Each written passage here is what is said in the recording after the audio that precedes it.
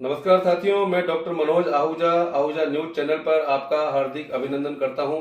Ahuja news channel प्रतिदिन आपके लिए 3 तरह के अपडेट्स लेकर आता है, जिसमें पहले अपडेट्स हमारे लीगल अपडेट्स होते हैं, दूसरे अपडेट्स हमारे मसूदा विधानसभा से जुड़े हुए महत्वपूर्ण अपडेट्स होते हैं, तीसरा अपडेट्स हमारे मित्रों, शुभचिंतकों और उनके परिवार से जुड़े हुए अपडेट्स होते हैं। तो आइए, आहूजा न्यूज चैनल पर पुनः आपका स्वागत है।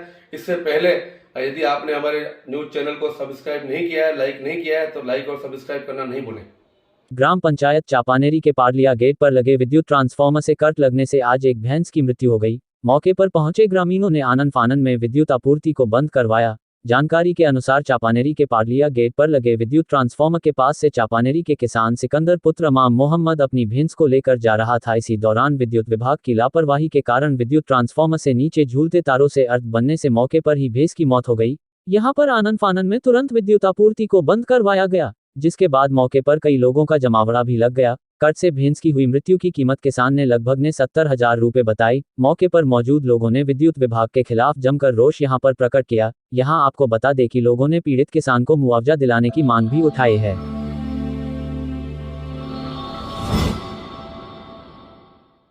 कस्बे में मंगलवार को ऐसा देखने में आया कि जहां एक ओर सरकारों द्वारा यह नारा दिया जाता है कि राष्ट्रहित में बिजली बचाओ, वहीं दूसरी ओर ग्राम पंचायत की अनदेखी कहो या उदासीनता, इनकी लापरवाही के चलते आए दिन के समय में भी रोड लाइटें जलती रहती है। मंगलवार को जब कस्बे के रैग्रान मोहल्ले में बारिश हो रही थी, तब भी रोड लाइटों के बल्ब जलते रहे।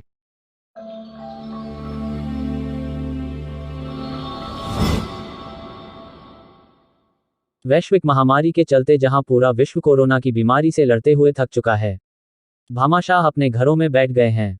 सरकार ने भी अपनी आर्थिक स्थिति से संघर्ष करते हुए लॉकडाउन की परिभाषा को बदलते हुए लगभग सबको आत्मनिर्भर बनने के लिए विवश कर दिया है।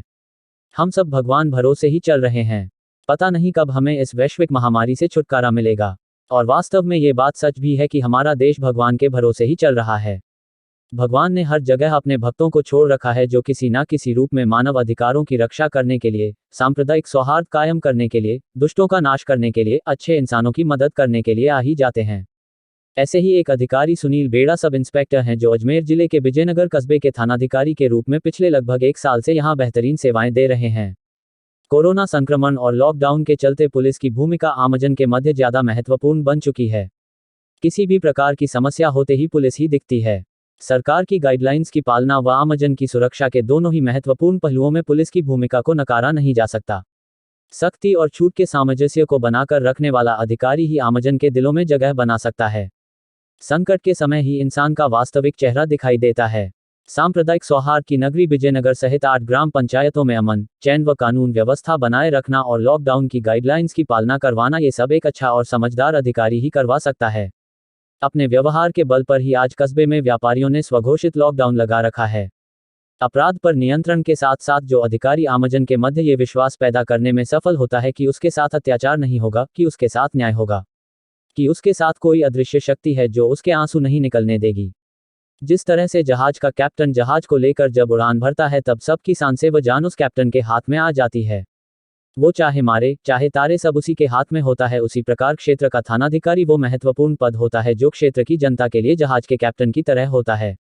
उसके लिए ईमानदारी व निष्पक्षता से काम करना पड़ता है। दिन में 20-20 घंटे जागना पड़ता है। लोगों की समस्याओं को खुले दिमाग से सुनकर सकारात्मक माहौल में उसके निस्तारण के लिए पहल करनी पड़ती है। 2015 बैच के सब इंस्पेक्टर होते हुए भी जिस प्रकार से इस अधिकारी ने क्षेत्र की जनता के दिलों में जगह बनाई है, वो अपने आप में महत्वपूर्ण है। ऐसे अधिकारियों की वजह से ही राजस्थान पुलिस की छवि अन्य प्रदेशों की तुलना में देश में उत्कृष्ट स्थान पर बनी हुई है।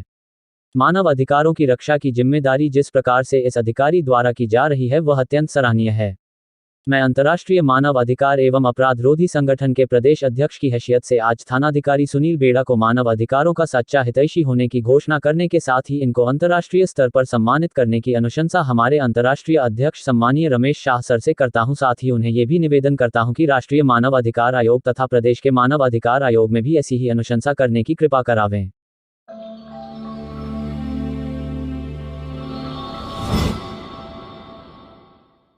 उपखंड भिनाई के अधीन आने वाले गांवों में प्रशासन व चिकित्सा विभाग के बेहतरीन सामंजस्य की वजह से लगभग 3000 कोरोना संदिग्धों को घर बैठे मेडिकल किट उपलब्ध करवाए जा चुके हैं, जिसकी वजह से क्षेत्र की स्थिति काफी नियंत्रण में है। ब्लॉक मुख्य चिकित्सा अधिकारी डॉक्टर राकेश कुमावत ने बताया कि प्रत्येक ग्राम पंचायत स्तर पर एक कोर कमेटी का गठन किया हुआ है, जिसमें चिकित्सा विभाग, शिक्षा विभाग, महिला एवं बाल विकास विभाग के कर्मचारी मिलकर घर घर जाकर सर्वे करते हैं तथा जो व्यक्ति बीमार होता है उसके लक्षणों के आधार पर उनको मेडिकल किट उपलब्ध करवाया जाता है तथा साथ ही उस रोगी को होम आइसोलेशन की सलाह दी जाती है। इस प्रकार भिनाय ब्लॉक के पहले सर्वे में 1374 लोगों को घर बैठे मेडिकल किट पहुंचाए गए हैं, जो सभी रोगी स्वस्थ हो चुके हैं। सर्वे के दूसरे राउंड में भी लगभग 1500 लोगों को इस प्रकार के किट दिए जा चुके हैं। इस प्रकार क्षेत्र में चिकित्सा विभाग व प्रशासन के बेहतरीन सामंजस्य का अंदाजा इससे लगाया जा सकता है। तहसीलदार परिहार ने बहुत की भिनाय, टांटोती व बांदनवाड़ा में 5-5 ऑक्सीजन सपोर्टेड बेड की व्यवस्था प्रारंभ होने से अब भिनाय ब्लॉक में ऑक्सीजन की कमी वाले मरीज को भी राहत मिल सकेगी। उन्होंने कहा कि चिकित्सा विभाग व प्रशासन आम जनता के लिए है तथा वो अपना अच्छा प्रयास कर रहे हैं, लेकिन जनता अभी भी लॉकडाउन की गाइडलाइंस की पालना अच्छी तरह से नहीं कर रही है, जो अत्यंत आवश्यक है। उन्होंने कहा कि बढ़ते हुए संक्रमण की चेन तोड़ने के लिए गांव के जनप्रतिनिधियों व समाज सेवकों को आगे आना पड़ेगा। वो आगे आकर प्रशासन की मदद करेंगे तो जल्दी ही हम इस वैश्विक महामारी से छुटकारा पा सकेंगे। सर, अभी राज्य सरकार की गाइडलाइन के हिसाब से जो आप घर पे लोगों को किट उपलब्ध करवा रहे हैं और जो पेशेंट को सर्वे करके और उन्होंने किट, आपने भिनाय उपखंड में कितने लोगों को ये राहत पहुँचाई है? अपन भिनाय उपखंड में हमने 2 बार सर्वे करवा चुके हैं। पिछले जो लास्ट सर्वे था उसमें अपने 1374 खांसी जुकाम से जिनके लक्षण थे, आईएलआई लक्षण वो थे, उनको 1374 जनों को हमने किट बंटवाया था, मेडिकल किट। और बाकी हमारा पूरा मेडिकल स्टाफ है, एएनएम और आंगनबाड़ी कार्यकर्ता सतत प्रयासरत हैं। और जैसे ही कोई ऐसा लक्षणग्रस्त व्यक्ति मिलता है तुरंत उसको मेडिकल किट उपलब्ध करवा दिया जाता है। इन 1374 में कोई क्रिटिकल पेशेंट भी आएगा आपके सामने? नहीं, इस प्रकार का कोई क्रिटिकल पेशेंट नहीं है। जो पॉजिटिव आए हैं, जो रिपोर्टेड पॉजिटिव हैं, उनको होम आइसोलेशन में हैं और कुछ 3 पेशेंट आज तक एडमिट थे भिनाई में।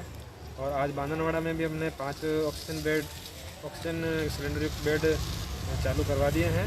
और थैंक यू।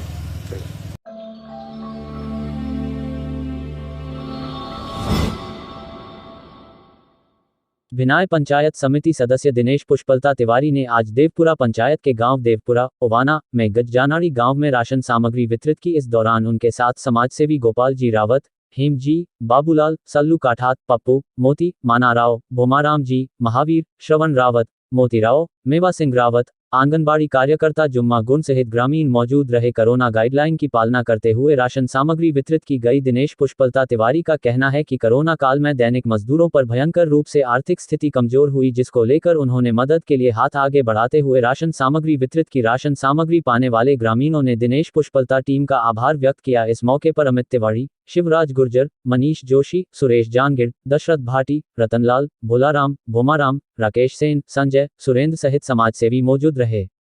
समाजसेवी अमित तिवारी ने बताया कि आज कुल 54 किट वितरण किए गए।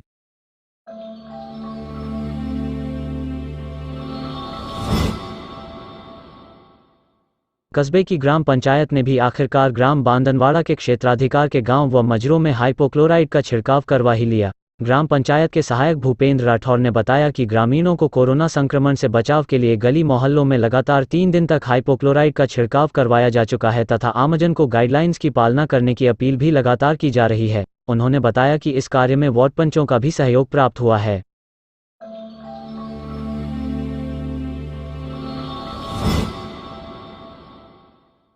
बांदनवाड़ा निकटवर्ती ग्राम मोतीपुरा, रूपपुरा व अमरगढ़ में पिछले कई माह से पटवारी के कार्य नहीं करने से ग्रामीणों के जरूरी काम अटके। मोतीपुरा के किसान सांवर लाल चोयल ने बताया कि उनके काका गोवर्धन ने जनवरी माह में उधार में कर्ज लेकर अपनी केसीसी को चुकता किया था, लेकिन आज दिन तक उनकी कृषि भूमि पर पटवारी द्वारा रहनमुक्त नहीं किया जा रहा है, जिससे किसान मानसिक रूप परेशान हो चुका है, जिसकी शिकायत उसने पूर्व में संपर्क पोर्टल पर भी की, लेकिन समस्या जस की तस है।